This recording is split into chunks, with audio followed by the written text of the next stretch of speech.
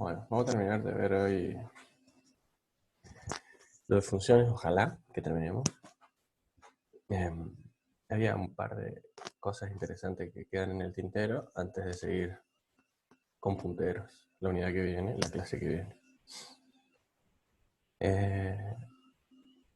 Primero que nada, nosotros habíamos visto que siempre en la forma de definir una función nosotros poníamos el tipo de valor de retorno, el nombre de la función, entre paréntesis la lista de parámetros y después abajo, entre llaves, definido el cuerpo de la función. Pero siempre dijimos que, bueno, el tipo de valor de retorno tenía que coincidir con el tipo de valor de retorno tenía que coincidir con el valor que justamente se retornaba con la función return.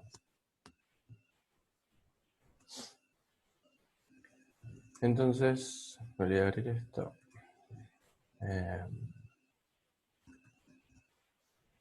Unidad 7.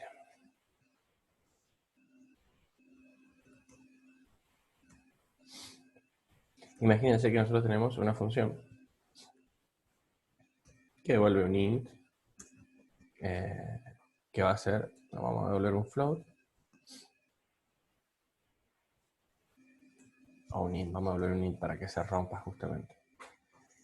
Un float, un int que divide, ¿sí?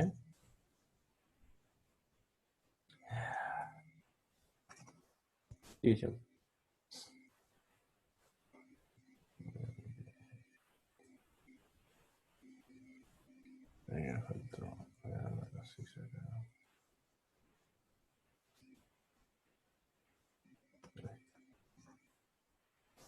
Que va a recibir dos enteros, denominador y numerador, numerador y denominador, numerador, int, denominador.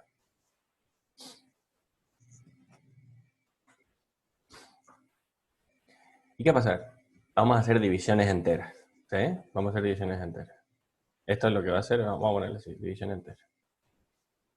Dirán, che, pero es mucho más fácil poner la barra dividida y listo en la función. Sí, perfecto. Pero puede ser que sea más complicada la función, pero para mostrar el ejemplo, a mí me sirve. Yo voy a hacer una función que sea una división entera entre, va a devolver int r, que va a ser el resultado, o resultado, vamos a poner acá, vamos a hacer todo lo bien posible. El resultado va a ser igual a numerador dividido de denominador. ¿Sí?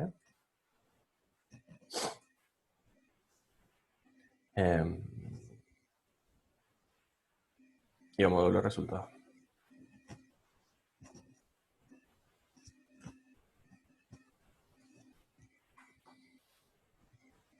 Y acá vamos a imprimir directamente. Printf.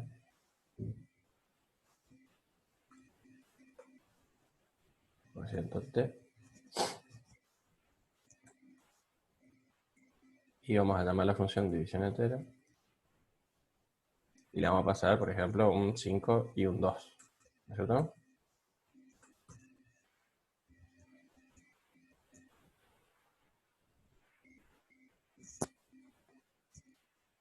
¿Cuál es el resultado de qué imprime este programa?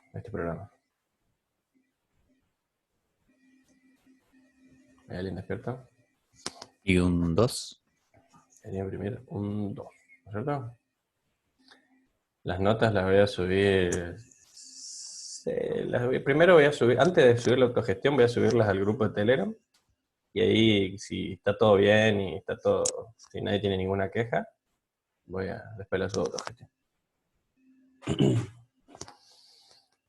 Igual todos más o menos ya deberían saber su nota.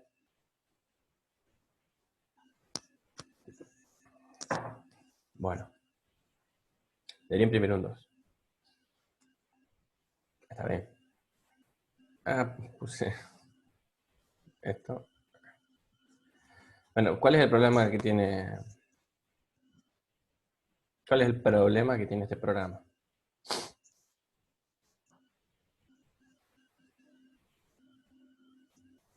Y acá vamos a empezar. Aparte de la división, o sea, aparte del redondeo.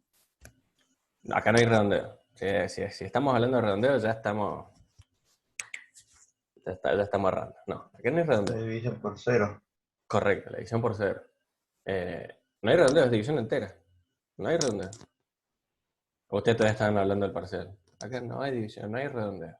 Es división entera como lo hacíamos No, por eso, capaz se en... refería a un error que por ser Claro, sí, sí, sí, entero. te entiendo, te entiendo. Aparte yo justamente dije, no, yo voy a hacer una división entera. Dejé recontra explícito que quería hacer división entera. ¿Sí? Esta es división entera. El problema que tiene esto es la división por cero. ¿Qué pasa si yo me equivoco y mando un cero acá? ¿Sí? La orden fue terminada, es una queja desde Linux, le manda una queja al BIM y dice, che, algo se rompió. Si ustedes quieren ver el error en serio como es este. Ahí está.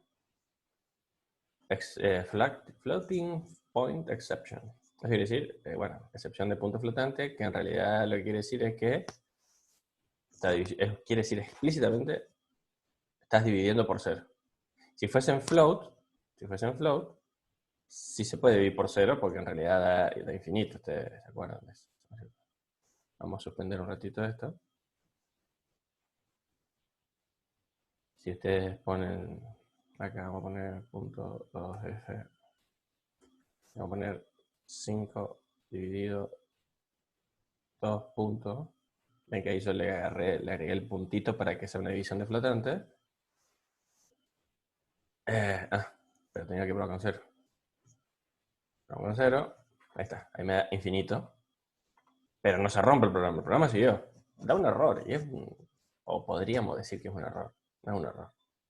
El programa sigue, se perfectamente termina y todo. Simplemente el resultado no es lo que nosotros queríamos. Ahora, cuando son enteros, no está justamente esta opción que tienen los flotantes de devolverte el infinito. Entonces te salta la excepción del punto flotante. ¿Sí? Bueno. Vamos a admitir ni más. Entonces nosotros queremos arreglar este programa para que de todas formas funcione, pero que no explote. Entonces yo digo, no, che, si llega a ser alguno de los dos números un cero, que devuelva un cero nada más. ¿Se entiende eso? Bueno. Entonces, ¿cómo podríamos hacer eso? Vamos a poner acá.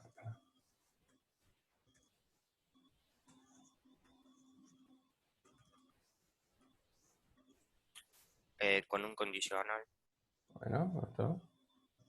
y un AND podría poner. Sí, vamos a hacer un AND o un OR, mejor. ¿O no? Porque digo, si alguno, puede ser uno, pero no hace falta que sean los dos, con que uno sea. Ah, sí. ¿Sí? Es más, si fuesen los dos sería re grave y también tendría que, obviamente si los dos son cero, explota todo. El flotante cuando los dos son cero devuelve NaN, que quiere decir not a number, porque es un 0 sobre 0, ni siquiera es infinito, es indefinido. Entonces acá, lo que decía acá era poner n, si n es igual a 0, o d es igual a 0.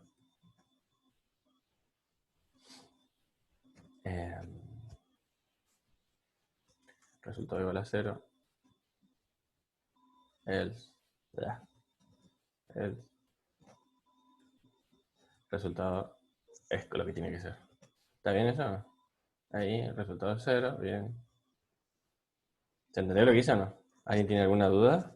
Dije, el caso que yo quería que antes se rompía, lo protegí con esto. Entonces dije, bueno, si n igual a 0 o d igual a 0, el resultado igual a 0. ¿Sí? Bueno. Entonces, si cualquiera de los dos es 0, o los dos son 0,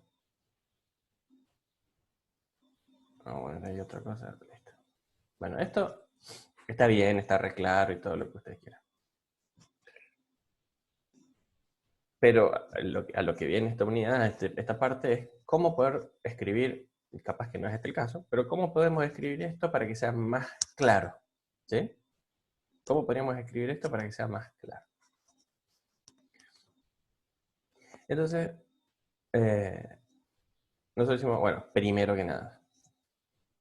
Acá incluso no hace falta que el numerador sea igual a 0. ¿Por qué? Porque si el numerador es igual a 0, si el numerador es igual a 0, ya la división va a ser 0. ¿Sí o no? Si es 0 dividido cualquier cosa, es 0. Entonces, no hace falta preguntar esto, ¿sí? Porque si d es igual a 0, devuelve resultado igual a 0. Y si no, divide. En caso de que n sea igual a 0, va a ser 0. ¿Sí? Justamente fíjense que dejé el caso de que n es igual a 0.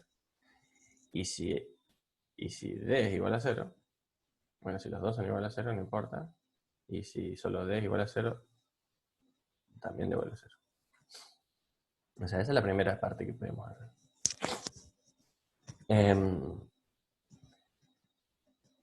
Bueno, otra cosa que podríamos hacer, que de vuelta es lo que nosotros queríamos hacer, era salir de la función antes, en vez de ponerlo acá, el resultado acá. ¿Qué pasa? Este es un ejemplo muy trivial, muy básico, muy sonso, muy de juguete, y de verdad es simplemente para mostrar lo que estoy haciendo. Pero puede ser que la función sea bastante más complicada y no simplemente con un simple condicional como este se resuelve. Entonces, quizás puede llegar a haber un gran proceso, un for, qué sé yo.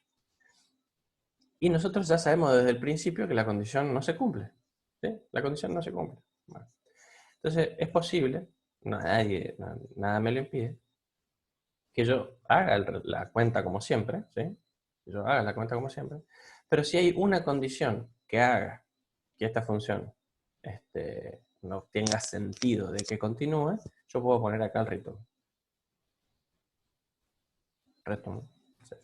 En este caso, 0. En este caso pongo 0 porque devuelve 0. No es 0, no es el 0 este, sino que devuelve un 0. O puedo poner acá return igual a 0 como entrada y pongo resultado. ¿Sí? ¿Se entiende? Entonces, en cualquier lugar de las funciones, en cualquier lugar, yo puedo poner un return. Y la función va a terminar en el instante que pase por esa línea. Como esté, no importa si está en un bucle repetitivo y va y faltan 10 repeticiones, no importa si es un bucle infinito, no importa si es la estructura del tipo que sea, y por supuesto un condicional, no importa. Toca la función return y la función en ese momento termina como está. ¿Sí? Entonces, toda esta parte no se haría. Lo que, como siempre, tengo que controlar es que el return, cada return, tiene que ser del tipo que la función es, obviamente. Tiene que devolver resultado que tiene que ser un entero. ¿Se entiende esa parte? Y en esto es un tema delicado. Es un tema delicado. ¿Por qué? Porque cuando nosotros hablamos de programación estructurada, nosotros siempre estamos diciendo que cada función o cada bloque o cada parte tiene que ser interpretada así como una cajita negra, como un bloque que tiene una entrada y una salida. Y para las mismas entradas tendría que tener las mismas salidas. Hasta ahora todo esto lo cumple.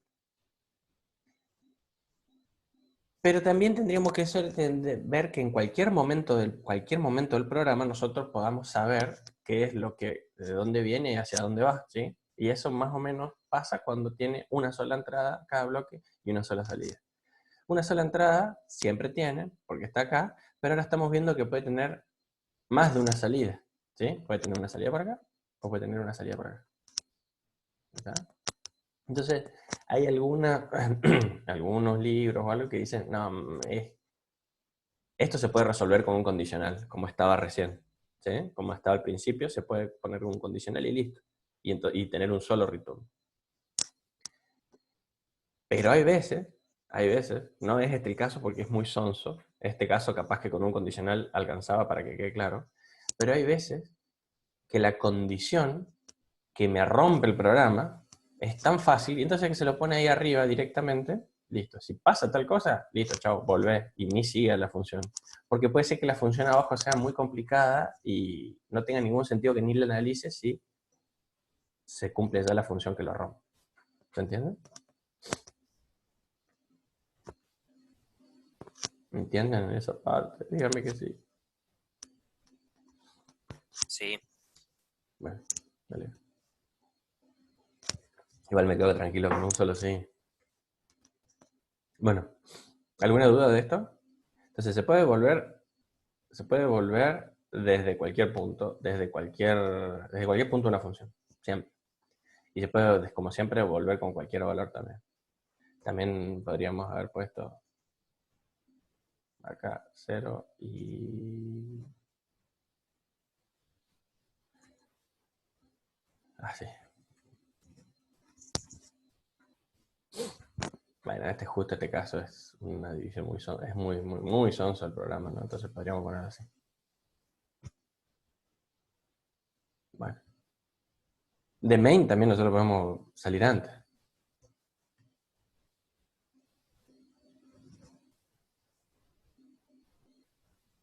No tiene mucho sentido esa función, porque arranca la función y sale. Y no me da ningún error. Incluso si yo llego a confundirme acá alguna parte, como por ejemplo si yo escribo mal esto, ¿eh? Me da el error de que es un error de compilación. Aunque digas, che, pero el programa nunca llega a esa parte. Este programa, así como está, nunca llega a esta parte. No importa, el programa está bien escrito, ¿sí? Tiene que estar bien escrito. Que yo tenga este return acá, bueno, el compilador no puede interpretar qué es lo que yo estoy tratando de hacer. A veces. Los compiladores han mejorado mucho con el tiempo y se los ha programado con algunos casos típicos, entonces por ahí se da cuenta y te dice, che, capaz que quisiste hacer esto. ¿Por qué? Porque son errores comunes, pero bueno, no está programado para eso. Bueno. Esto está aclarado acá un poco. ¿Y qué dice acá? Ah, el máximo... Ah, este está bueno. Este es otro caso, el del máximo. A ver.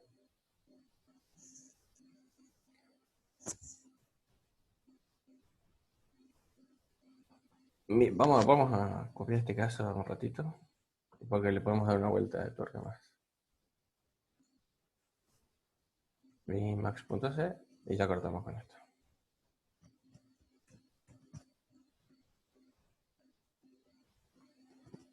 Ajá.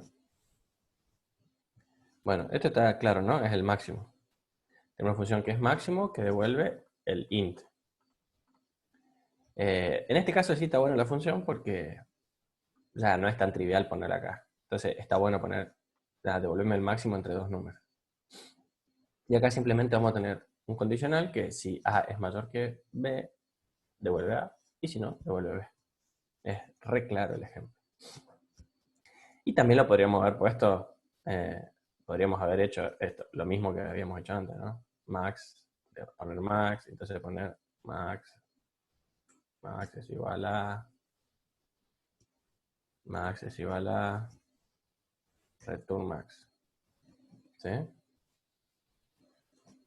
El 4, devuelvo el 4, y si lo vuelvo todo para atrás, no tanto para atrás, ahí está. Ahí está. No tanto para atrás, y que queda con los dos return, ahí ya, devuelve el 4. Incluso también podríamos hacer algo así. Está ahí. Ahora, esto, como está acá, esto es re claro, ¿ven? Este es un ejemplo de escribir el programa que sea súper claro. Si A es mayor que B, devuelve A. Y aparte es como que dice, perdón, acá está diciendo, devuelve A. Si A es mayor que B, devuelve A. Devuelve B. Me gusta cómo está escrita esta función. Así, es muy sencillo. Pero también podría estar escrita así. ¿Sí? Y esta ya no está tan clara. 4. Funciona igual, ¿no? Si yo pongo, cambio el sentido, cambio de lugar, 4 y 3, va a devolver 4 igual. Entonces, ¿a qué voy? Esta ya es una cuestión más filosófica. Y traten de no abusar de estas cosas, porque así el programa funciona igual, pero ya pierde un poco de sentido. Puedo decir, si A es mayor que B, devuelve A. Y acá fíjense Profe. que, sí, Ah, no, no, no, no, no. dígame, No. por favor. O sea, estaba entre, o sea, cuando era igual, A igual a B, Mm, pero no, claro, si estaba el else, no, cualquier cosa que no sea la condición principal, anda en el else, claro, pero si es ¿no? igual también, Así que, si es igual también. Y en ese por eso, también. por eso. Ah, bueno. Sí, sí, puedo decir que puede llegar a variar un poco. No, en eso es fácil porque acá a la condición va a entrar siempre. Y si entra en la condición, sale. Y si no entra acá, sería como el else siempre.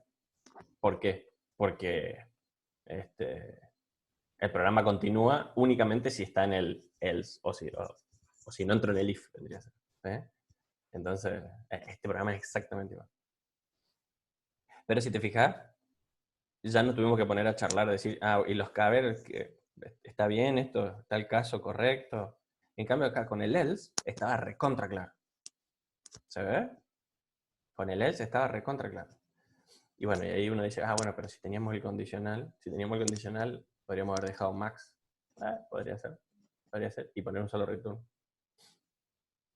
A mí, salvo algún caso muy extraordinario, yo prefiero poner un solo return.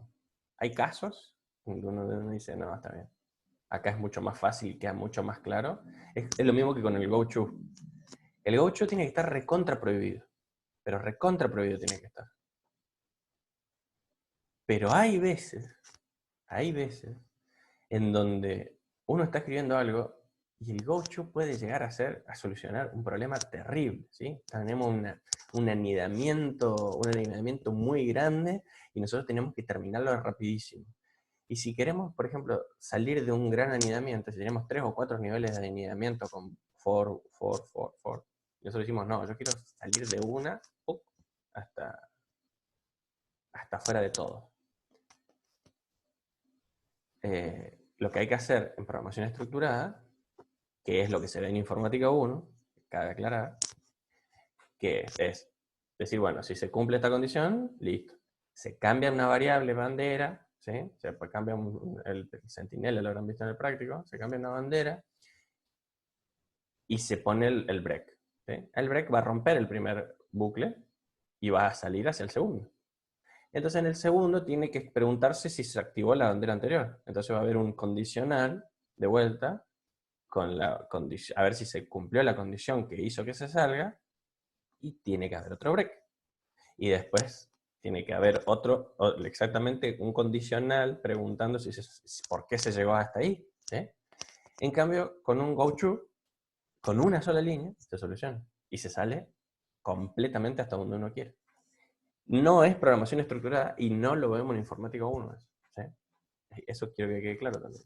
Pero hay veces que, por ejemplo, si estamos escribiendo, por ejemplo, un driver para una cámara para el kernel de Linux, se escribe, hay muchos usos de GoTo en el kernel de Linux. Y uno dice, ¿pero por qué está usando GoTo? Y bueno, pero porque no hay una regla que dice solamente usemos programación estructurada. O hay casos en donde usar el GoTo es mejor y más claro que no usarlo. ¿Sí? Entonces ahí prima la claridad antes que cumplir una regla tan tajante como usar programación estructurada. En informática no, en informática prima usar programación estructurada. Así que no se puede usar GoTo. Pero quería que charlemos de eso. Eh, qué feo que es el GoTo. Bueno. ¿Alguna pregunta? Antes que cambiemos de tema.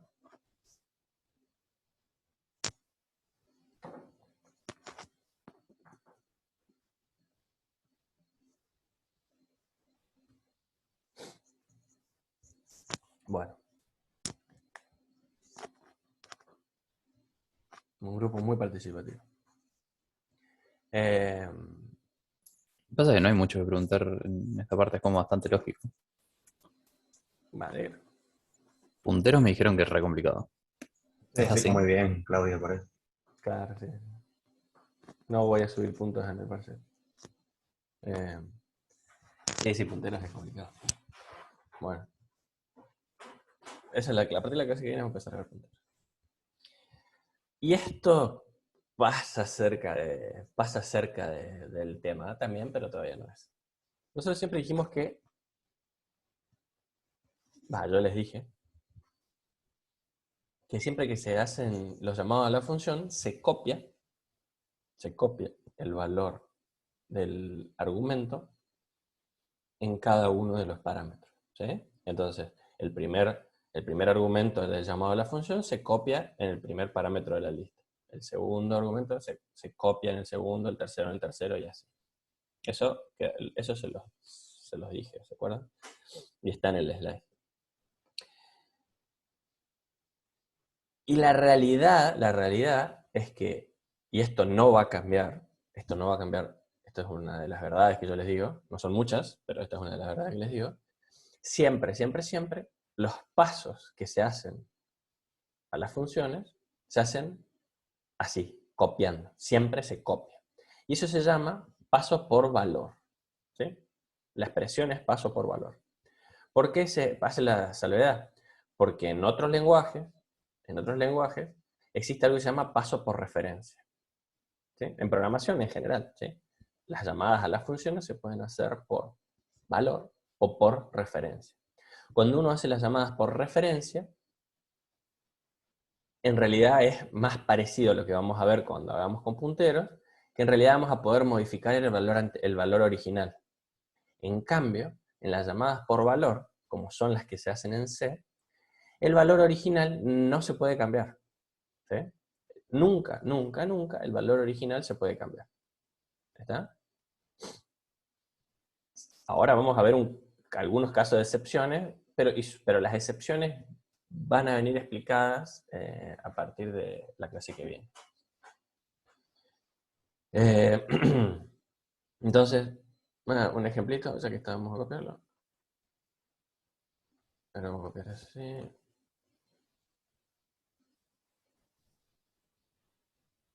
No, pero no había nadie para mí. Valor. Valor, referencia. Esta es la función 1. Nunca pongan de nombre función 1 a una función.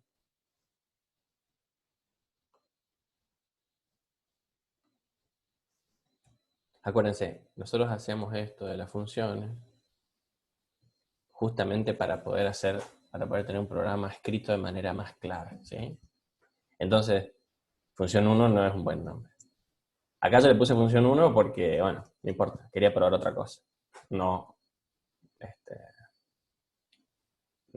parte de un programa. Miren lo que hice. Hago una función en donde le paso un valor, lo incremento al valor, ¿sí? E imprimo qué valor tiene luego de ese incremento, ¿sí? Está bien claro esto, ¿no? No tiene nada, absolutamente nada raro, porque hago el más, una línea antes del printf y solo imprimo x. O sea, ni siquiera les hice trampa. La función devuelve void, así que no hay un return ni nada. Yo acá en el main voy a llamar a esa función y le voy a pasar un valor acá como el que está acá, x. Casualmente se llama x, ¿sí? Y en realidad simplemente lo que yo le estoy queriendo mostrar es que esto ya lo vimos en cierta medida, ¿sí? Este x no cambia. ¿Estamos de acuerdo eso, no? Este x no va a cambiar. Y acá está la prueba, porque yo declaro el valor x, llamo a la función, le paso x, acá lo recibe y lo pone en una variable que se llama x, lo incrementa, imprime cuál es el valor, dice en la función vale tanto, ¿sí?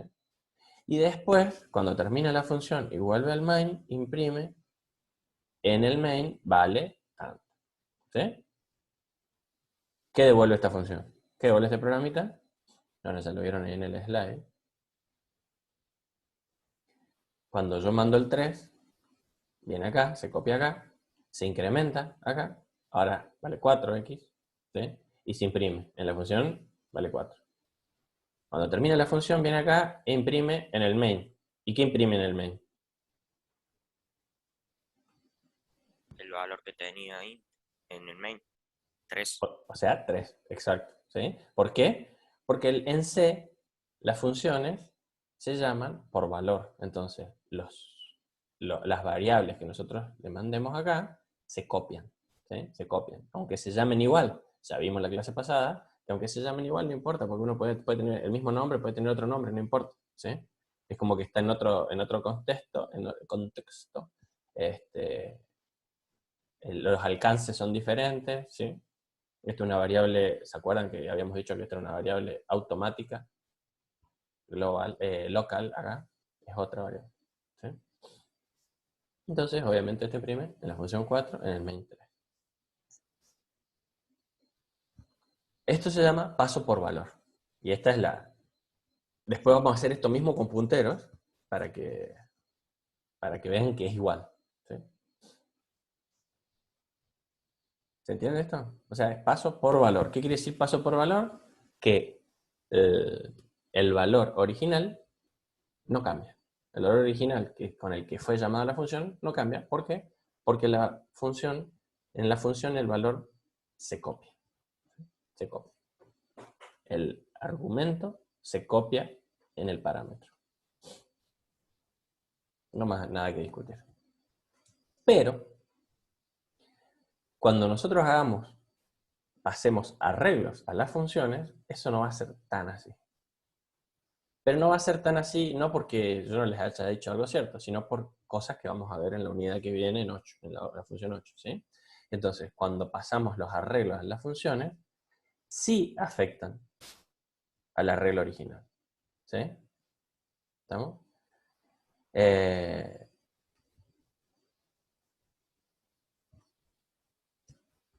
Entonces,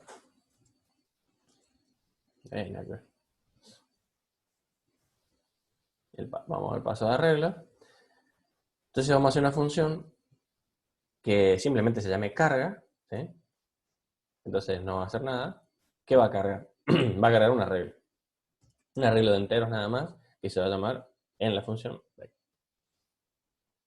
¿Cómo se definen los arreglos? Igual que como definiríamos una variable, o un arreglo en este caso en el main, ¿sí? Vamos a poner acá un n.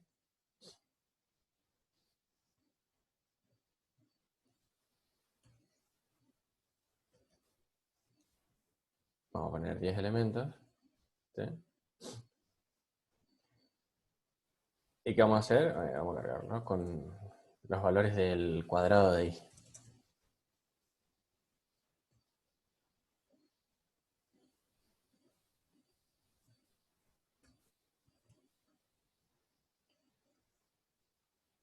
Vector de i es igual a i por i. ¿Sí? No va a hacer nada más. Así que lo separamos ahí para que lo vean, que es solo eso. Y por supuesto que para que exista este arreglo, tiene que existir acá en el main. Vamos a hacerlo exactamente igual. Vamos a ponerlo en 0. Y acá simplemente vamos a imprimirlo.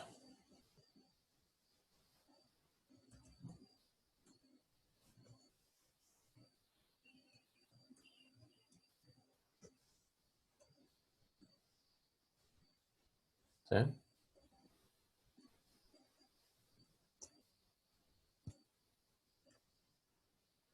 ¿Alguna duda? ¿Me equivoqué en algo? Bueno, repasamos antes de imprimir.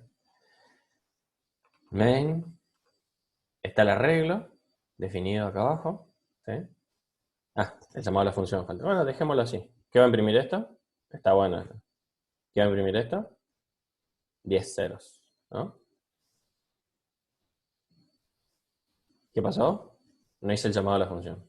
Entonces, la función dijimos que se definían como siempre, tipo de valor de retorno, nombre de la función, y en la lista de parámetros ponemos el arreglo como si lo hubiésemos definido en el main. ¿Sí? En el main necesitamos que esté definido porque en realidad, si no, cuando la función termine, ¿qué va a pasar? El arreglo va a morir, después luego vamos a ver qué es lo que pasa. En la unidad que viene, no el año que viene. Bueno, ya hagamos el llamado a la función. Los llamados a la función, cuando se pasan arreglos, también por motivos que vamos a ver en la clase que viene, en la unidad que viene, solamente se pasa el nombre. ¿Sí? Vamos a poner. La función se llamaba carga. Carga, vec. Listo. Y ahora fíjense que recién yo le había puesto todos en 0 y me mostró que estaban todos en 0, pero ahora, luego de llamar a carga vec, voy a imprimir vec y en realidad carga, vec va a tener los cuadrados. ¿Eh? Perfecto. O sea que cuando mandamos un arreglo a la función, sí se cambia. ¿Sí? Cuando mandamos un arreglo a la función, sí se cambia el original. ¿Está? ¿Se entiende eso?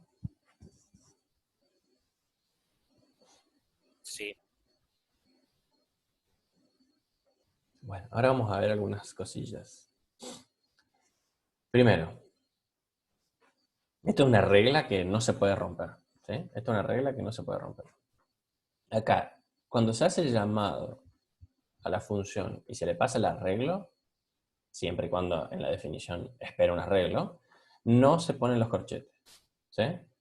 Esa tiene que ser una regla como la que ustedes, como la regla del ampersand del scanf, así, ¿no? Así tiene que ser. Si ustedes están pasando un arreglo, no se ponen corchetes en el llamado, solo el nombre. ¿Sí?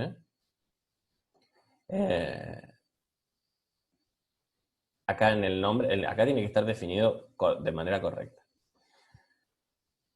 Pero, por motivos que nosotros vamos a ver luego más adelante, nosotros podríamos omitir el contenido del arreglo, digamos, el tamaño del arreglo. Por motivos que vamos a ver en la clase que viene, nosotros podríamos omitir esto. Y esto funciona igual. ¿Está bien?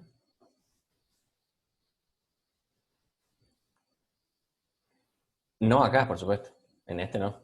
Acá este es el arreglo de verdad, vendría a ser, ¿no? Este es mi verdadero arreglo. Este no es un verdadero arreglo y esa es una pista un poco de qué es lo que va a pasar. Entonces, se puede omitir el tamaño, porque en realidad el tamaño que importa es este. ¿Sí?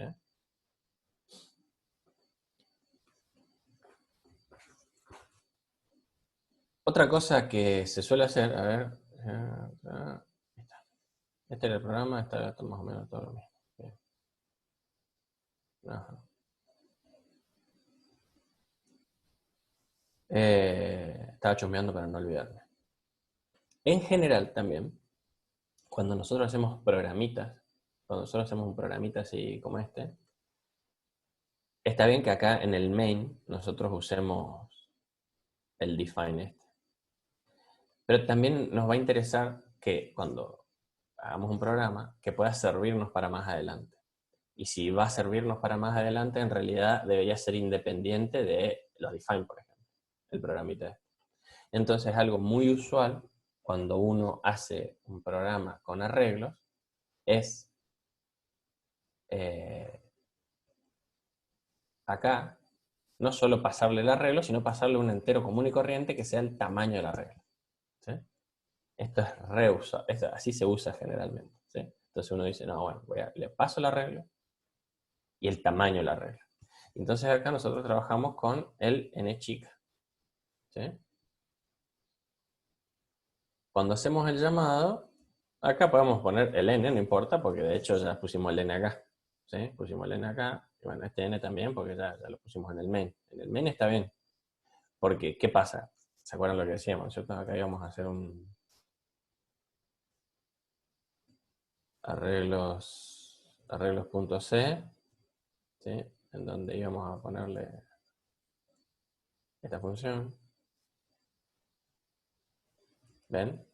Y yo no quiero tener que andar poniendo los define por todos lados. De hecho, si yo pusiese el define acá también, me podría llegar a dar un error, me podría decir que hay una redefinición. ¿Sí? Entonces, yo acá en la función tengo que poner, no tengo que usar, o se recomendaría no usar el define, o ningún valor del define. ¿Y cómo hago para que funcione esto? Y así, pasándole el tamaño del arreglo y listo. Y esto funciona bien. ¿Sí? ¿Por qué? Porque dijimos que en realidad este no era un arreglo de verdad, sino que es como que se está haciendo referenciar desde el verdadero arreglo que está en main. O sea que no hay un problema. Esto así está bien. Pero no lo vamos a hacer ahora.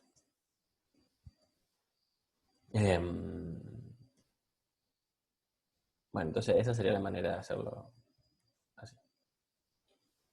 ¿Qué otra cosa más les tengo que decir de esto? Ajá, que no hace falta pasarlo. Esto es lo del main, ¿está bien? Listo. Bueno.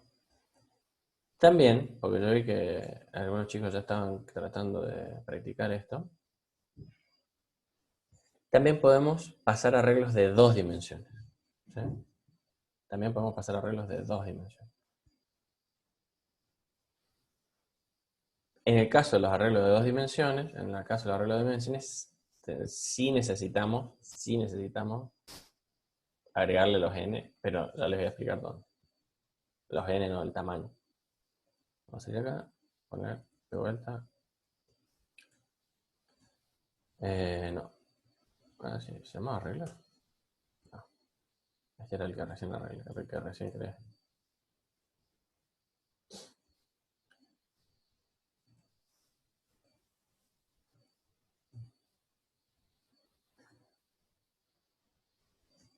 Vamos a hacer el carga. También exactamente igual. ¿Por qué no lo usé? No me gusta. Vamos a hacer una matriz de 3×3.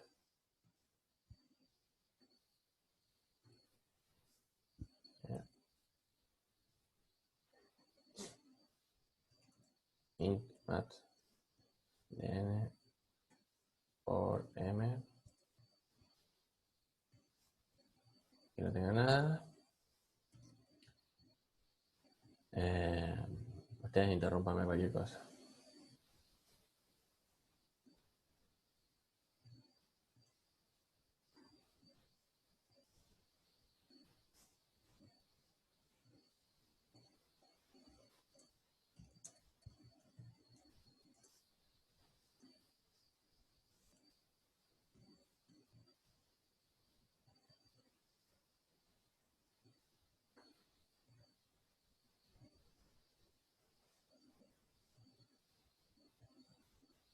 ¿Qué me faltó? ¿Qué me faltó?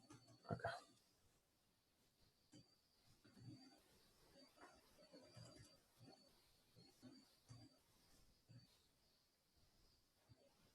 Bueno, y llamar a la función. ¿Falta algo?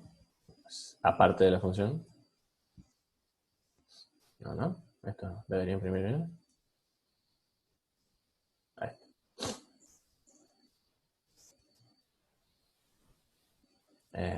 Vamos a hacer funcionar.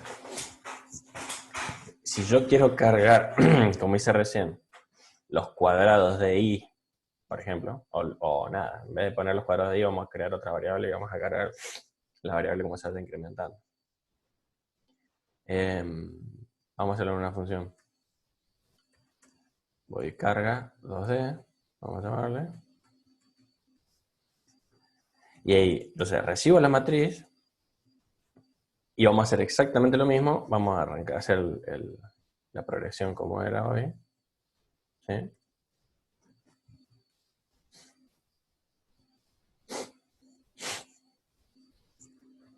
Y vamos a copiar esto.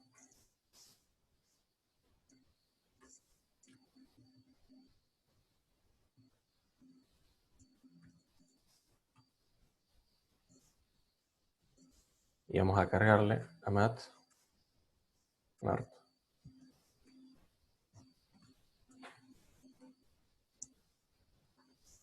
C++. ¿Está bien? Llegando arriba. Y vamos a mandarla. Cuando llamamos la función, adivinen qué. Exactamente igual. Solamente se pone el arreglo sin los corchetes. ¿Sí? Sin los corchetes.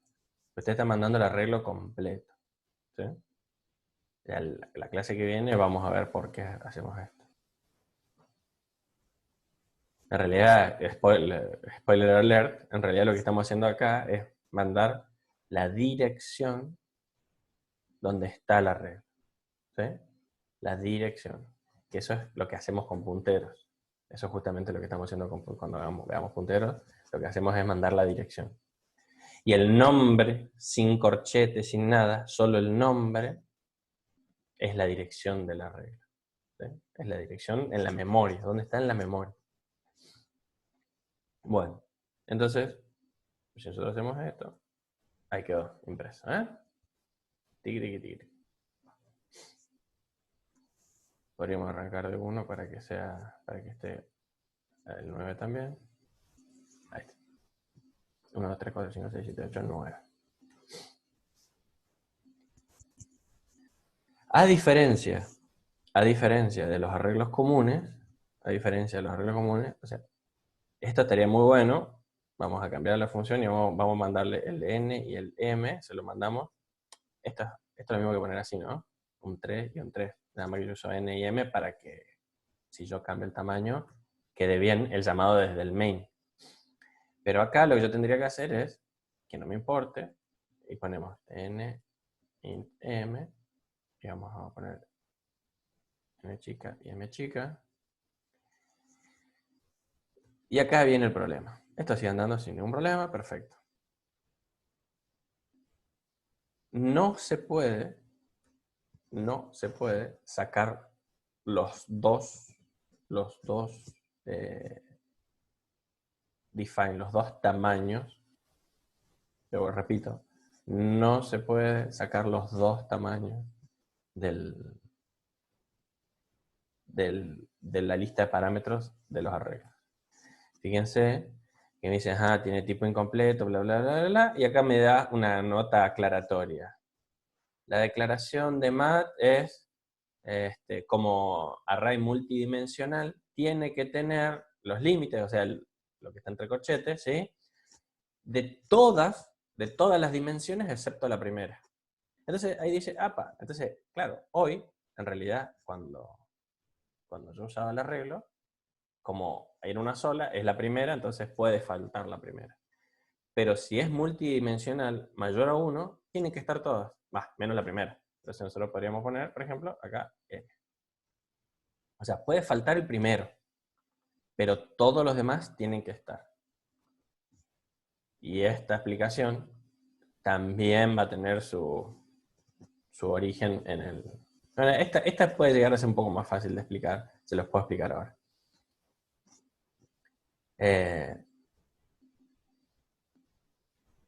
Para que el compilador sepa que es un arreglo bidimensional, obviamente necesita esto, ¿no? Necesita tener los doble corchetitos. Pero ¿qué pasa? Yo les dije, o no sé si se acuerdan, cuando vimos arreglos, que los arreglos bidimensionales, ¿cómo estaban guardados en memoria? Estaban puestos de forma bidimensional.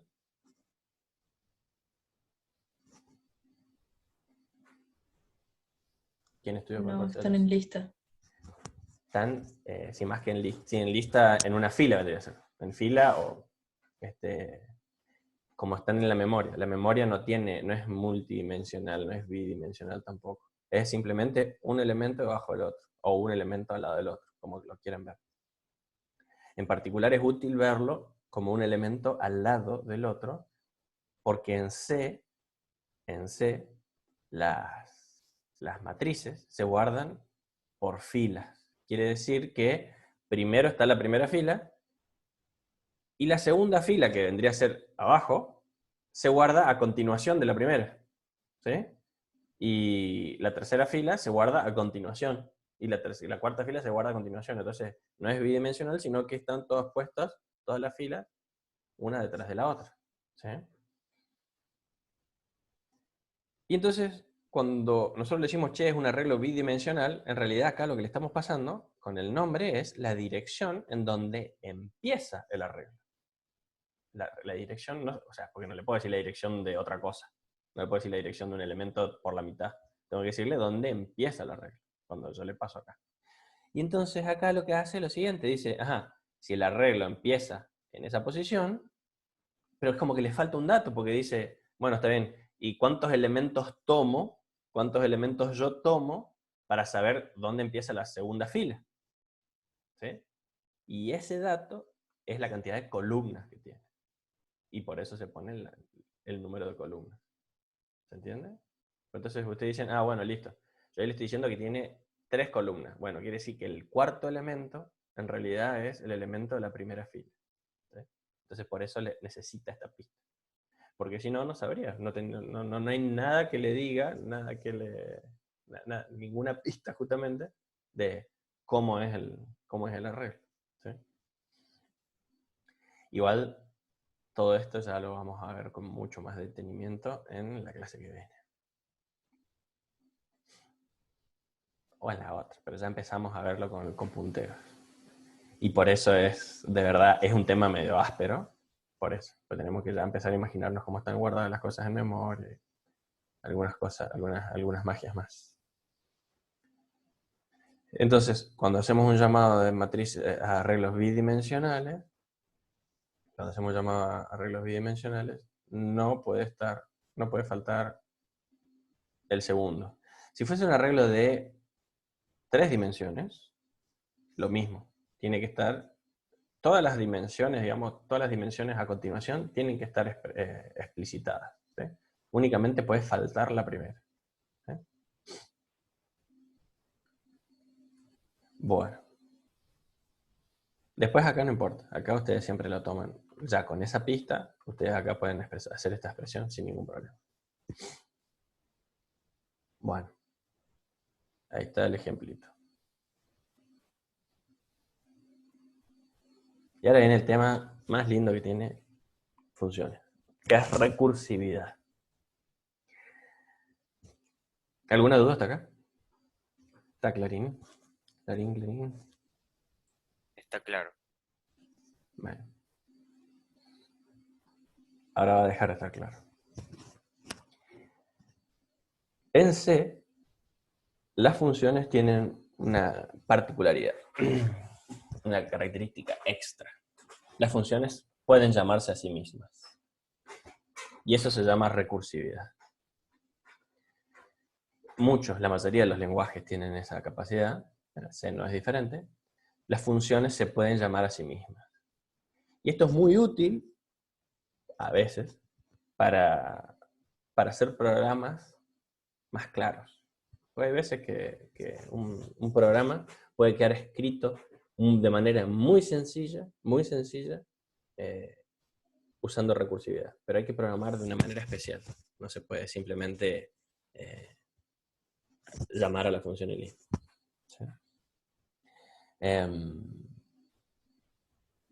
Entonces, bueno, esas son las funciones recursivas, son las que se llaman, las funciones recursivas son las que se llaman a sí mismas. ¿Sí? Cada vez que nosotros hacemos un llamado a una función, es como si fuese que esa función es completamente diferente. ¿Sí? Con otro contexto, es completamente diferente.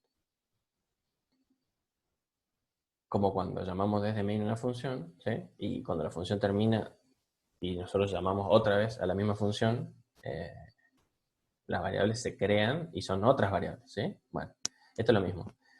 Nada más que todavía la función no terminó, porque cuando la función se llama a sí misma, la función no termina, porque hasta que no llega el return o hasta la última llave, la función no termina. Entonces, ¿qué pasa? Se crea un nuevo contexto en donde están todas las mismas variables y todo, pero no se llaman más. ¿Sí?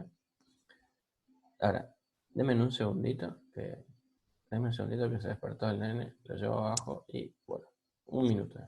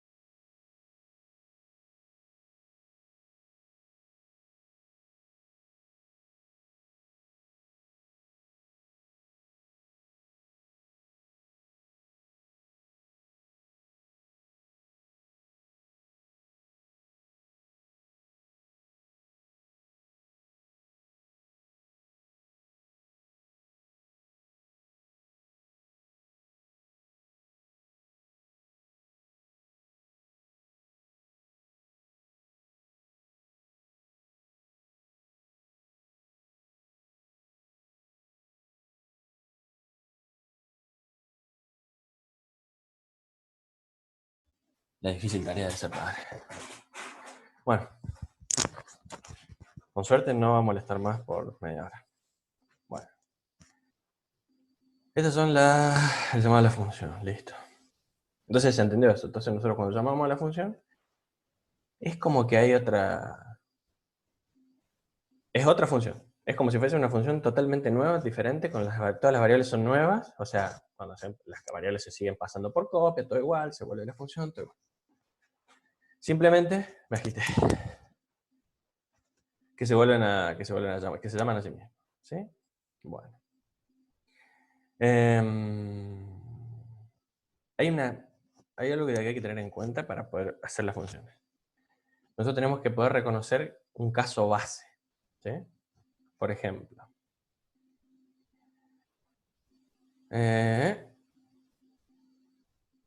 Vamos a copiar esto, a ver. ¿Alguien tiene algo que comentar? ¿Qué comenta? Recursividad 1.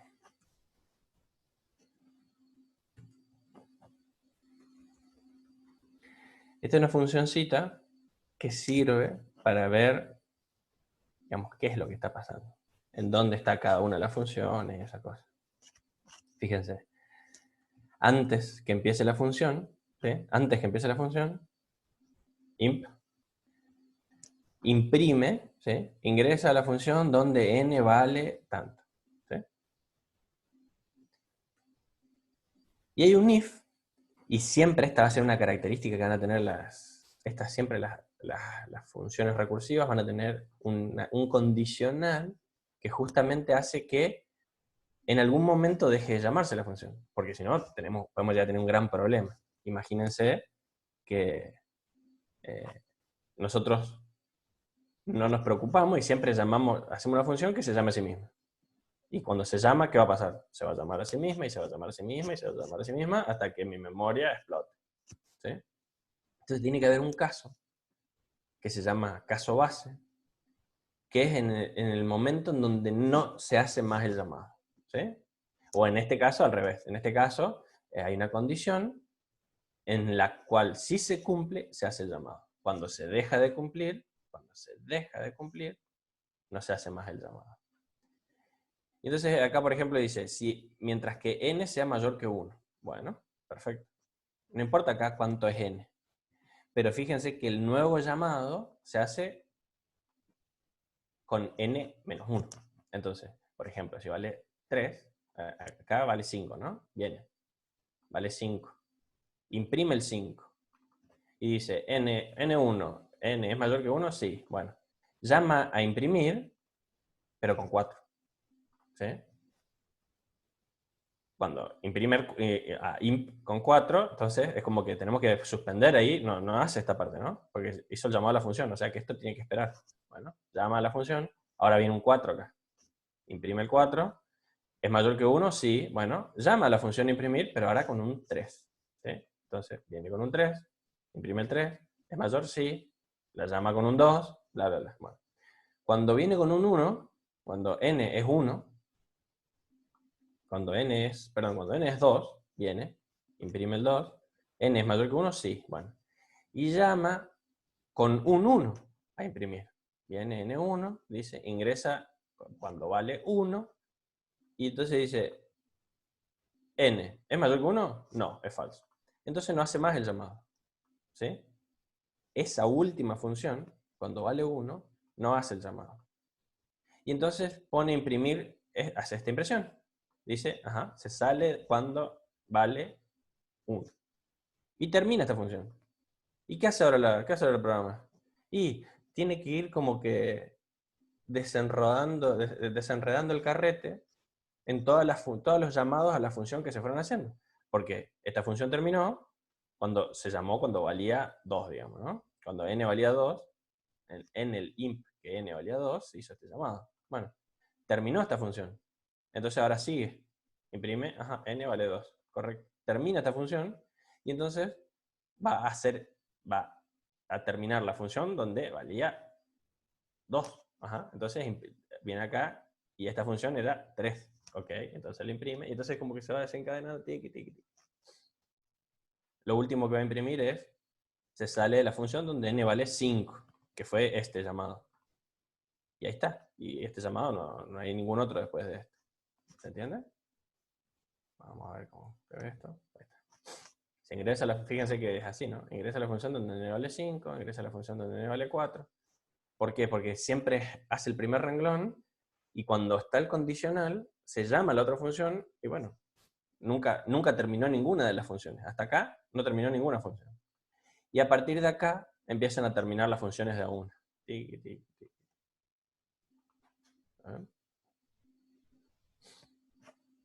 ¿Para qué sirve esto?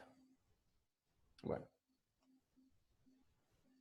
hay veces que hay casos particulares que son más fáciles de escribir, les decía, que hacerlos con una función repetitiva. ¿Cuál es una función repetitiva? Son las que hacemos siempre. Llamamos una función, le pasamos un valor y adentro ponemos un for que haga algo.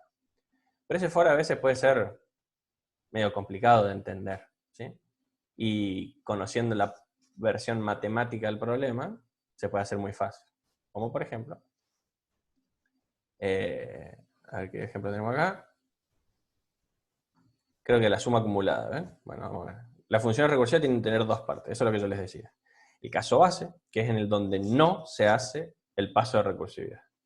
Donde no se hace. Y el llamado a sí misma con algún argumento que haga converger al caso base. Por ejemplo, lo que les mostré recién. Acá, ¿qué pasa? Este es el llamado, y fíjense que el llamado hace converger al caso base. El caso base vendría a ser que no haga nada en este caso, ¿no? Pero este condicional dice, que se repita mientras n valga, mejor dicho, mientras que n sea mayor que 1. Bueno, ¿y entonces qué hacemos? Y vamos achicando n para que alguna vez no se cumpla más eso, ¿sí?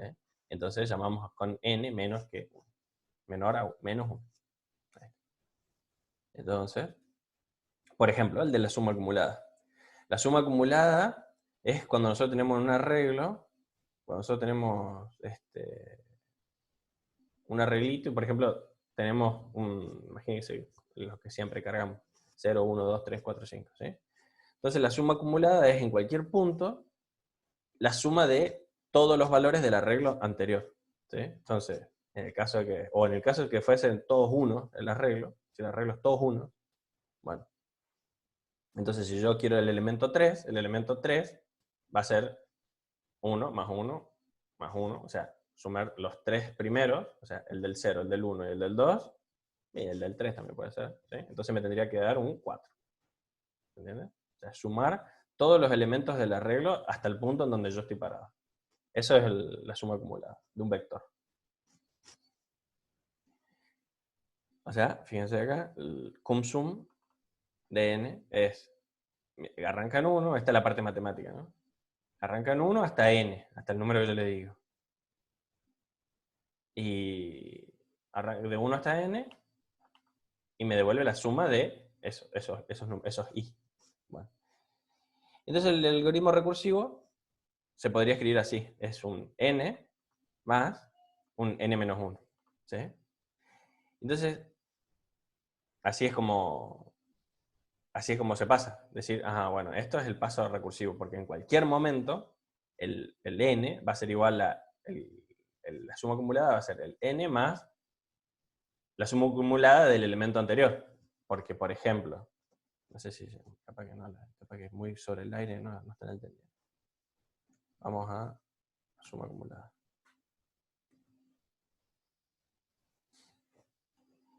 Vamos a tener este vector. Vamos a ponerlo ahí. ¿Sí? Bueno. Si yo hago la suma acumulada en cualquier punto, ¿sí? Vamos a poner, acá es 1, acá es 2, acá es 3, acá es 4, acá es 5. ¿Sí? Porque hasta acá hay 4 1. Entonces, acá la suma acumulada es 4. ¿Sí? Acá la acumulada es 5. ¿Por qué? Porque hay 5 1 adelante. ¿Sí? Así es una función matemática. Es una pavada. Por ejemplo, si yo en vez de poner pongo acá un 2, un 3, vamos a poner. Entonces, Acá es 1 porque no hay nada adelante. Sí, acá se suman los dos elementos primero. Perfecto. Y acá se suman los tres elementos. Bueno, pero este valor, ¿cuánto es? 5. ¿Sí? Porque es la suma de todos estos. ¿Y acá cuánto es? Y es la suma de todos estos. ¿Sí? Entonces ese tendría que ser un 6. ¿Y acá cuánto es? La suma de todos estos. Entonces tendría que ser un 7. ¿Sí? Y entonces yo digo, bueno, pero en cualquier caso, por ejemplo acá, es sumar esto más esto. Porque yo ya sé que la suma de todos los números anteriores, que me dio esto, más el de este en particular, es lo mismo, ¿sí? Entonces 5 más 1 es 6. Y acá es lo mismo. N vendría a ser este 1. ¿Y cuál es la suma acumulada del n menos 1? 6. Ok. ¿Entiendes? Bueno. Entonces, el programa se puede reducir a hacer esto. Que en cualquier punto, la suma acumulada de n sea el valor del n más la suma acumulada del n menos 1. ¿Sí? Entonces es el caso que se va a ir repitiendo, se va a ir repitiendo, se va a ir repitiendo. Ahora se les voy a mostrar cómo. ¿Y cuál es el caso base? Y el primero. El 1. Siempre, siempre, siempre, el 1, en este caso va a ser el principal. El n vendría a ser. ¿Sí? La suma acumulada del primer elemento es el primer elemento. En este caso es 1, pero el primer elemento es el primer elemento. Entonces la suma acumulada, vamos a volver a la suma acumulada. Se perdieron mucho. Después hay otro, está el ejemplo de Fibonacci que puede ser un poco más esclarecedor. O no. Bueno, la suma acumulada, ¿a qué va a ser? Y tenemos que preguntarnos si es igual a 0 o no, primero. O sea, si es igual a 1 o no. Entonces decimos, if n es igual a 1, si n es igual a 1, entonces que devuelva n. Creo que es así. Está escrito. Y si no, ¿qué va a hacer? Y que devuelva o que llame a la función. A ver, vamos a ver cómo lo he implementado. Está. Lo implementé con un solo return. Creo que después lo hace con 2. Fíjense que acá esto tiene hermosa forma para poner varios returns en la función, ¿no?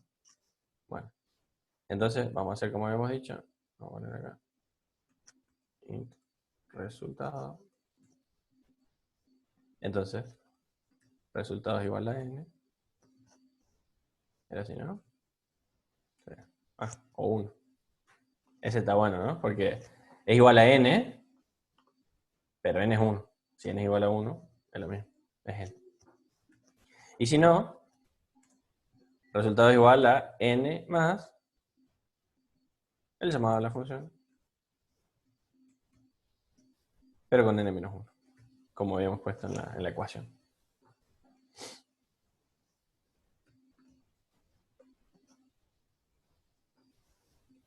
Reto un resultado. Y acá vamos a imprimir.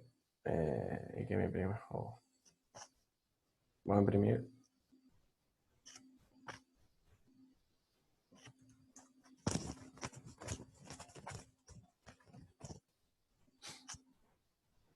Acá simplemente estamos sumando, haciendo la suma acumulada de los números naturales, por ejemplo, ¿no?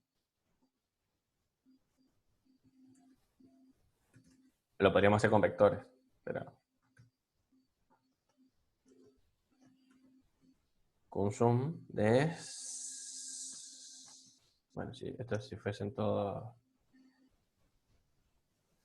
Si esto fuese así, ese sería el caso que vamos a hacer ahora. Si esto fuese 3, si esto fuese 4, si esto fuese 5, si esto fuese 6, si esto fuese 7.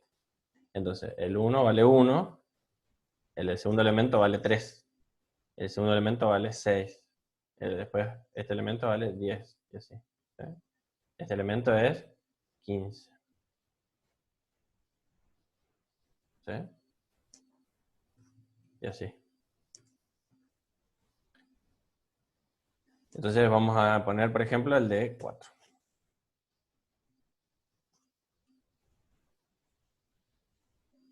Puede fallar, puede fallar. Ahí está, 10. ¿Ven? El de 4 es 10. ¿Se ve? El de 5 debería ser 15. Bien. Entonces, ¿qué está pasando? Bueno, cumplimos todo lo que decía acá, ¿no? Tenemos un caso base en donde no se hace el llamado a recursión, que es cuando que es el primero, acá. ¿Sí? Si yo acá paso un 1 directamente, si yo acá paso un 1, no se hace el llamado a recursión, entra acá y me devuelve 1. Pero si fuese 2, ¿qué va a hacer? Entonces va a sumar el 2, es el 2, más lo que me da la suma acumulada del anterior. La suma acumulada del anterior, que era el 1, va a entrar acá y va a cortar. ¿Sí? Y así, ustedes pueden ir analizando qué es lo que va pasando en los otros casos.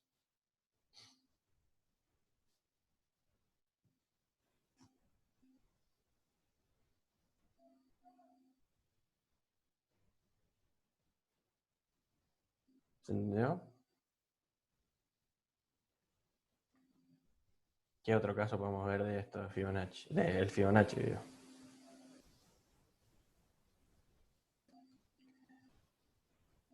Fibonacci. Vamos a ponerlo así. Vamos a borrar esto y vamos a copiarlo directamente. Ah, no, espera. A ver.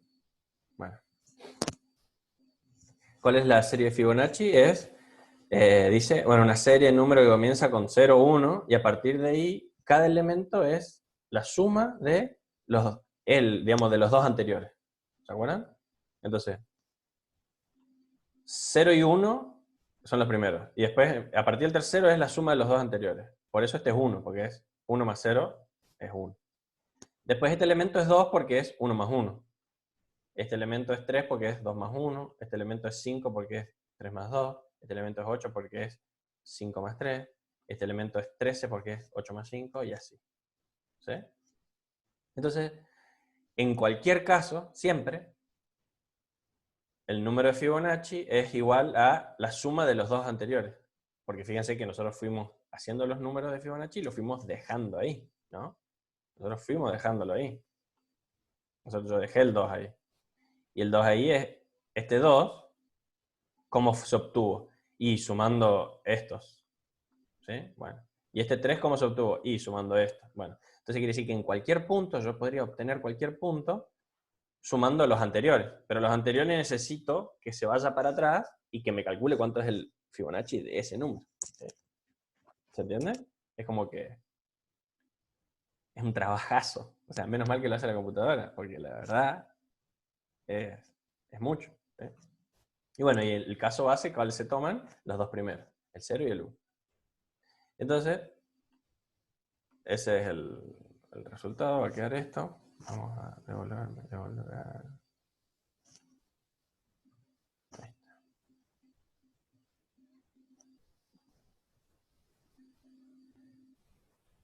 Miren esto.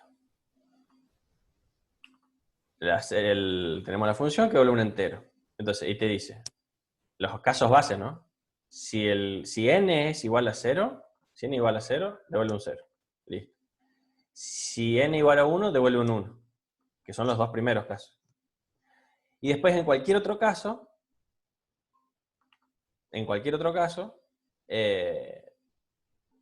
si no es ni 1 ni 0, entonces ¿qué hacen? Y devuelve la suma de n-1 y n-2.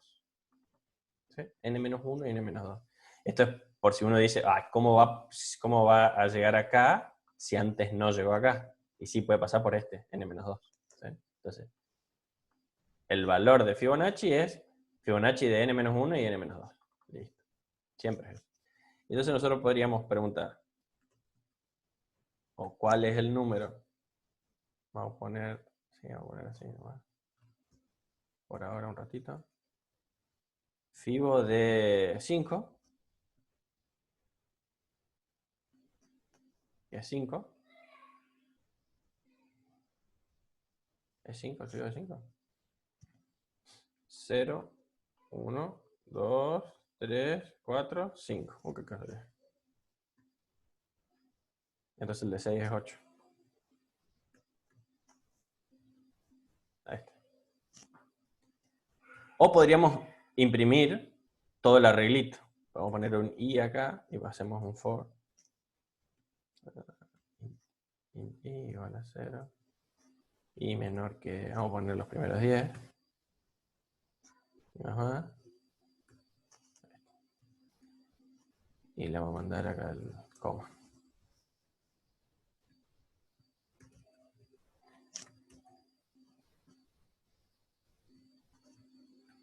Bueno, ahí está. Y ahí está la serie. Como estaba en el slide. ¿Eh?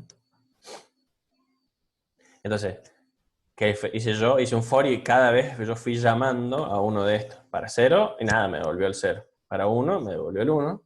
Y después, a partir vendría a ser del segundo elemento este, bueno, cuando mandé 1, me devolvió el 1. Pero cuando mandé el 2, mandó a pedir el fibo de 0 y de 1. Entonces, y hizo la suma de eso. ¿Sí? Entonces, es como que hizo esto y esto más esto. Y así. Tan recallado. A ver si hay otro ejemplo. Ah, bueno, este es otra forma de escribirlo. Con muchos return, pero ¿qué pasaba? Cuando n es igual a 0, devuelve 0. Y cuando n es igual a 1, devuelve un 1. Y bueno, entonces puedo preguntar si n es igual a 0 o n igual a 1, entonces, y devolver n y listo. En cualquiera de los dos casos, siempre devuelve n. ¿Preguntas? ¿Qué más son de cerebro?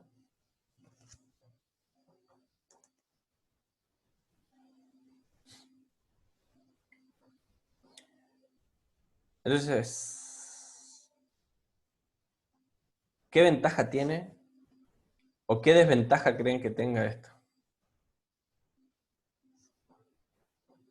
Sí, puedo hacerlo. A ver si, no sé si llego ahora. ¿Creen que tenga alguna desventaja usar recursividad?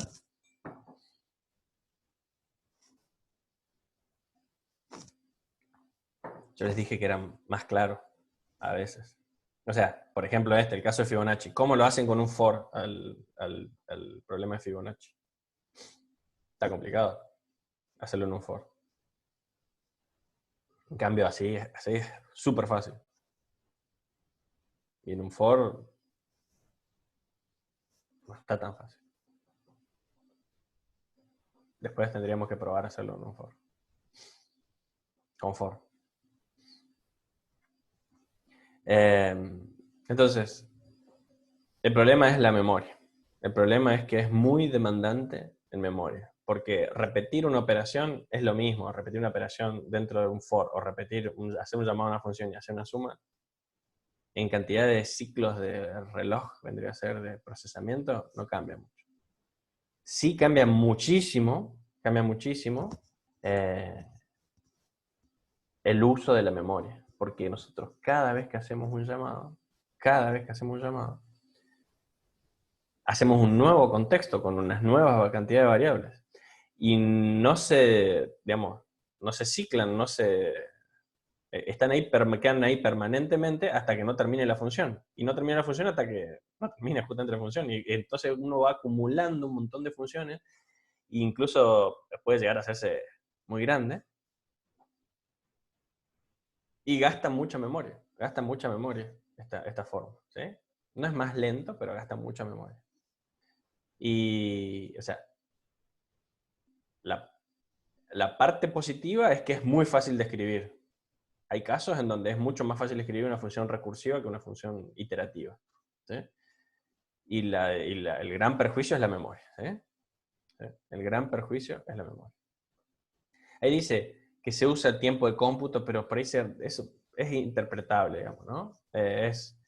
Hay que ver cuánto cuesta llamar a la función comparado con hacer una iteración. ¿Cuánto cuesta el llamado a la función con mantenerse dentro de una función?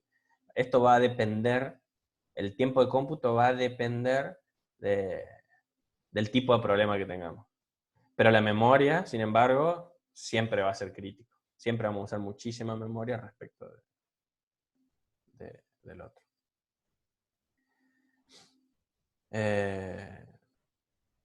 Bueno. La recursividad es más fácil de implementar, bla, bla. Bueno, esto era otra cosa.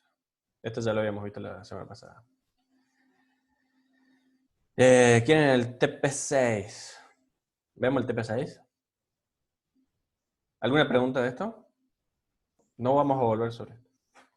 Me refiero a... No vamos a volver sobre recursión y función. Y, bueno, vamos a seguir usando funciones. A partir de ahora siempre vamos a usar funciones. Pero ya está. Ya vimos todo lo que había que ver de funciones. No, profe, por ahora no hay dudas. El TP6. El TP6, usted lo que tiene que hacer es tirar los dados. Tirar dados usando la función rand. El programa dice algo así de que hay que tirar 36.000 veces los dados. Yo no voy a hacer el programa porque si no les voy a resolver el programa, pero lo que sí les voy a mostrar es cómo usar rand. ¿Sí?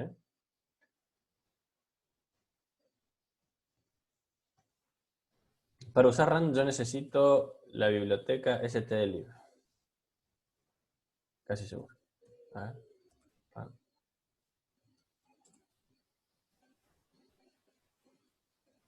Este es otro rand. Rand, stdlib, sí. Bueno. Acá.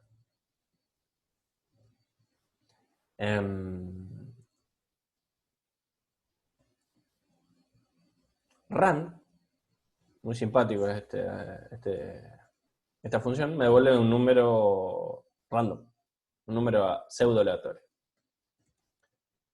¿Por qué se llama pseudo aleatorio? Y porque nosotros en realidad es muy difícil generar, son bastante difíciles de generar los números aleatorios. Entonces esto es un pseudo aleatorio. Hay muchos métodos para generarlo, y uno de los métodos para generarlo es el que usa esta función, que no viene al caso ahora cuál sea. ¿Sí? Pero nosotros podemos llamar, ¿cómo se usa la función rand? Simplemente llamando a la función rand, así. Me tira un número aleatorio. ¿Sí? Y entonces nosotros podríamos tirar muchos números aleatorios. Vamos a tirar muchos números aleatorios.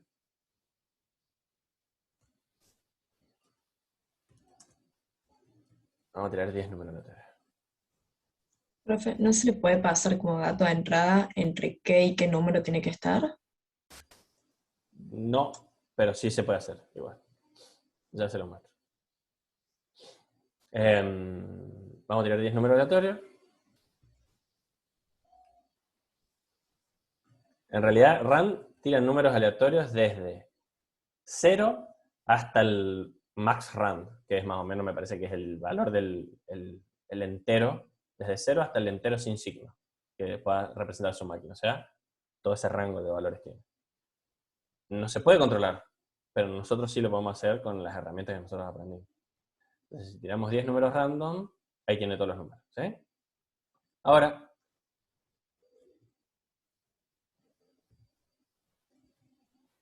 vamos a ver una cosa mejor y principal. Vamos a tomarnos 5 minutos más. ¿No notan algo raro con estos números aleatorios?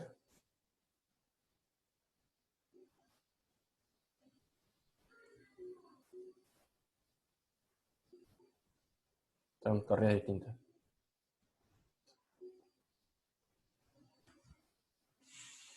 ¿Siempre son los mismos? Siempre son los mismos. Miren, son siempre los mismos números. Si usted lo pone en su computadora, van a ver que siempre son los mismos números. Si son 20 números, es lo mismo, van a ser siempre. Arrancan desde el primer número y son siempre los mismos números. Es decir, pero ¿qué está pasando? Bueno. por el método de funcionamiento que tiene Rand,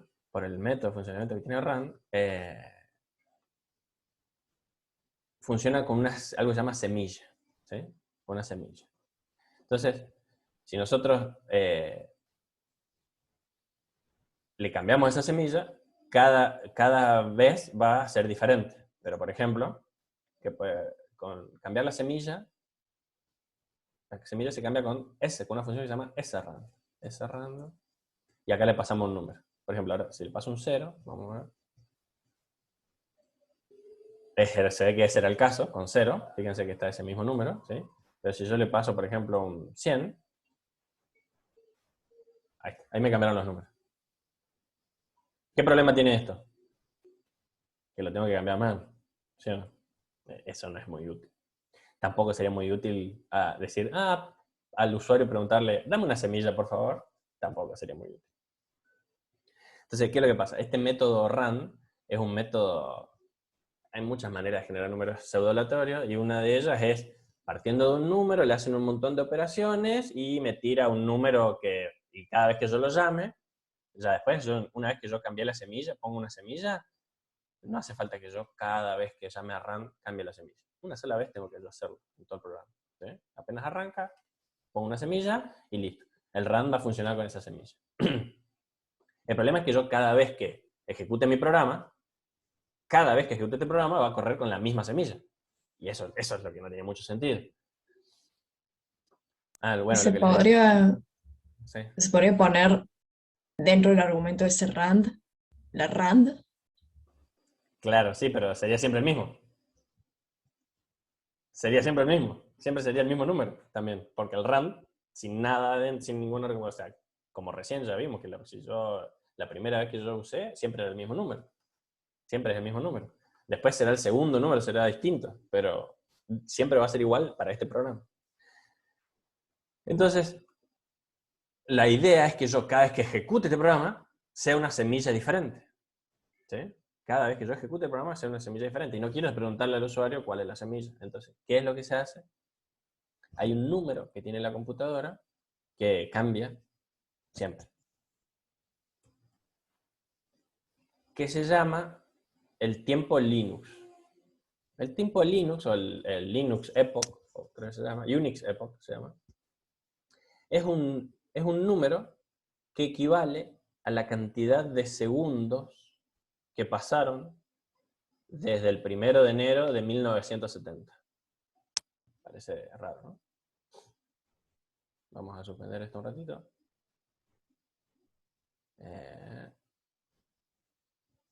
No se vayan. Terminamos de ver esto.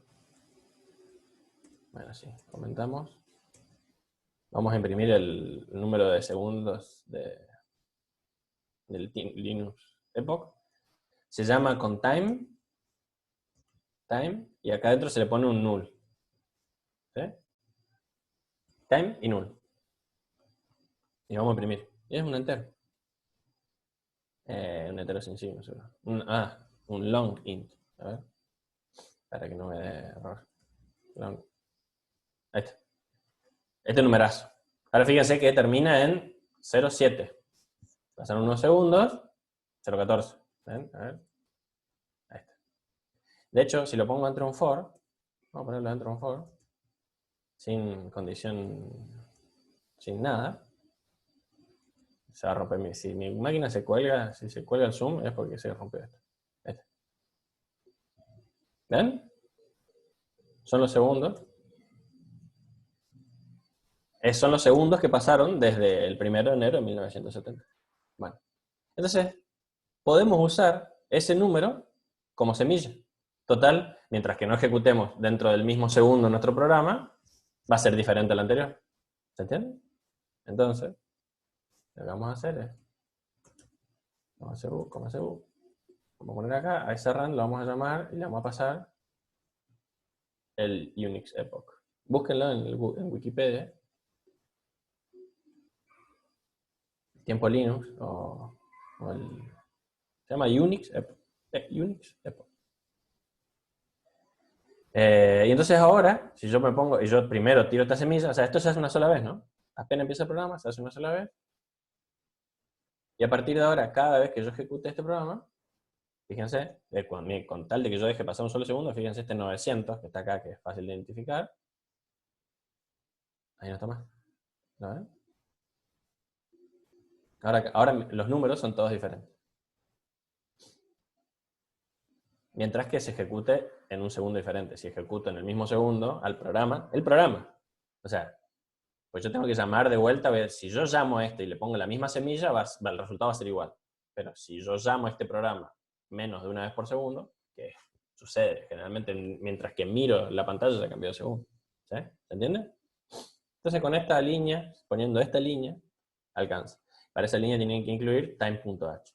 O sea, tienen que incluir stdlib y time.h. Y ahora ustedes me preguntan, ¿cómo hago para mostrar los dados? Bueno, ¿cómo modificamos esto? Con módulos. Yo les dije que, por ejemplo, siempre que nosotros tengamos módulo 10, me va a dar el resto de dividir este número por 10. ¿Y cuál es el resto de dividir cualquier número por 10? Es la unidad, como hicimos en el práctico 3 o 4, ¿se acuerdan? Dividíamos por 10 y entonces nos daba simplemente la unidad. Y entonces fíjense ahora que simplemente poniendo ese módulo 10 me va a dar los números de 0 al 9. ¿Ven? Solo el número de 0 al 9. No son solo los restos. Hay 0, hay 9, pero no hay 10. ¿Por qué? Porque es módulo 10. Entonces no hay resto porque hay módulo 10. Porque si fuese 10, la división daría 1 más y sería 0. O sea, es obvio eso. Entonces, si ustedes ponen módulo 10, nunca va a haber un 10. Porque son todos desde 0 a 9. Insisto, como hicimos en el práctico 3. Creo que era el 3. ¿Está? Entonces, ahí ya pusimos el rango final. ¿Y ahora cómo ponemos el rango inicial? Yo les dije que arrancaba en 0. Pero no existe el dado 0. ¿Y entonces cómo hago yo? Y bueno, pero si el número va desde 0 hasta... desde 1 hasta algo, entonces, perdón, el RAM va desde 0 hasta, en este caso, 9. Bueno, ¿y qué pasa si yo pongo 1 más? 1 más el RAM módulo 10. Bueno, ahora va a ir desde 1 hasta 10. Ahora van a aparecer 10. Ahí está, apareció 1. Qué suerte. Podría aparecer alguno más. No, esta vuelta no. Esta vuelta no.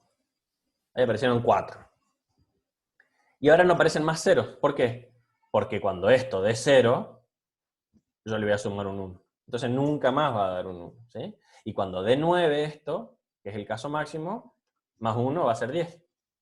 Y entonces, ¿qué número tengo que poner yo acá para los dados?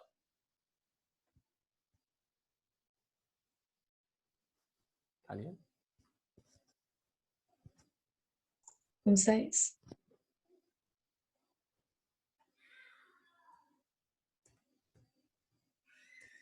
Un 6. Porque si yo pongo un 6, ¿qué va a pasar? Va a ser de RAM módulo 6, va a ser desde 0 hasta 5. No hay dado 0 y falta el 6. Pero no importa porque le sumamos un 1 y entonces va a ser 1 y 6. Entonces, la manera de decirle cuál es el rango que ustedes quieren es hacer esto. Es decirle 1 y 6. O sea, quiero que vaya desde el 1 hasta el 6. ¿Sí? Es como que eso. Y lo pueden hacer como una función esto también. Pueden hacer que esto sea una funcioncita. Es decir, dame el rand de 1 a 6 y entonces que les devuelva esto. ¿Sí? Y entonces esto va a tirar dados. Esos son números de dados, no debería haber ni 7 ni 0. ¿Lo ven? Bueno. Ahora el programa, ¿qué es lo que tiene que hacer? Tiene que tirar 2 dados, no 1, 2 dados, y guardar la suma. ¿Sí? Ir acumulando cuántas veces sale el 2, cuántas veces, el 2 va a ser, porque si salen 2 unos, va a ser 2. Entonces, hay que ir contando cuántas veces sale un 2, cuántas veces sale un 3, cuántas veces sale un 4, hasta cuántas veces sale un 12. ¿Sí? Entonces, se fijan cuántas veces sale un 12 y ese es el... Tienen que guardarlo. Y después tienen que imprimir cuántas veces salió cada una de las sumas. ¿Se entiende? Solamente eso. Muy fácil. Tenemos que imprimir entonces cuántas veces salió cada resultado o cada posible combinación. Cada combinación. O sea, no cada combinación, cada suma. Porque está la suma, por ejemplo, que el 7, que es como explica ahí en la guía, el 7, ¿de cuántas formas se puede dar? Se puede dar sumando el 1 más el 6, el 2 más el 5, el 3 más el 4 más el 3, porque los dados son independientes uno del otro. ¿Sí? Entonces, todas esas combinaciones, todas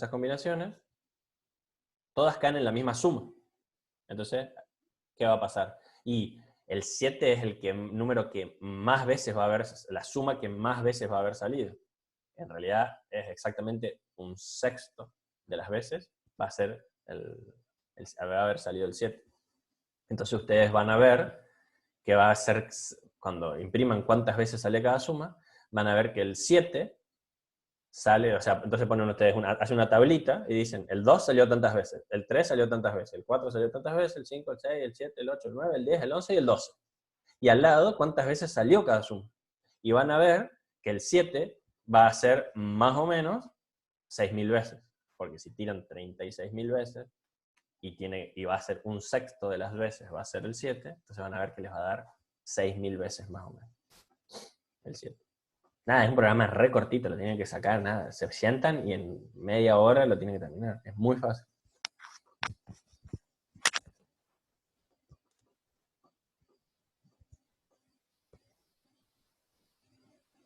Grillos, grillos, grillos. ¿Entienden? ¿Lo entendieron o no? ¿Lo entendieron lo que hay que hacer? No me hagan hacerle más el programa. Es muy cortito. No me dejen spoiler más. ¿Se entendió? Bueno, ¿entendieron esto? Lo del RAN. Busquen eso que les digo, el Epoch. Unix Epoch. Algo así se llama. Que es la cantidad de segundos que pasaron desde el 1 de enero de 1970.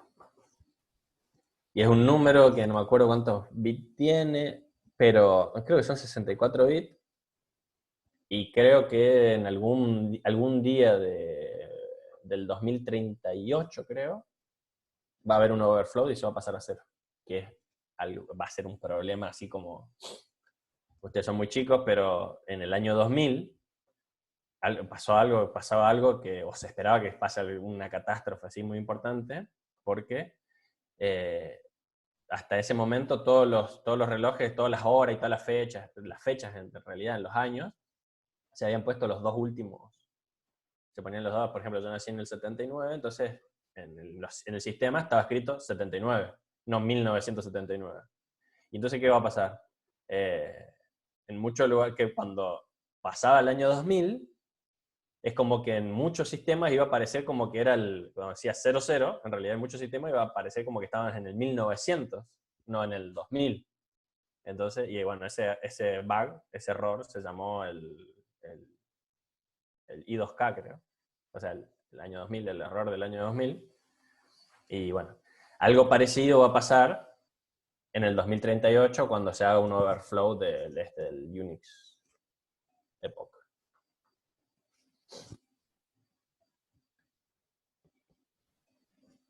Bueno, ¿qué más? Nada más, listo. Tienen clase ahora, nos pasamos 10 minutos. Pero es mucho más entretenido esto, ¿no?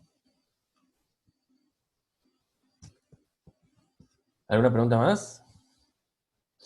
Les voy a subir un videito Les voy a subir el videito de la explicación esta igual.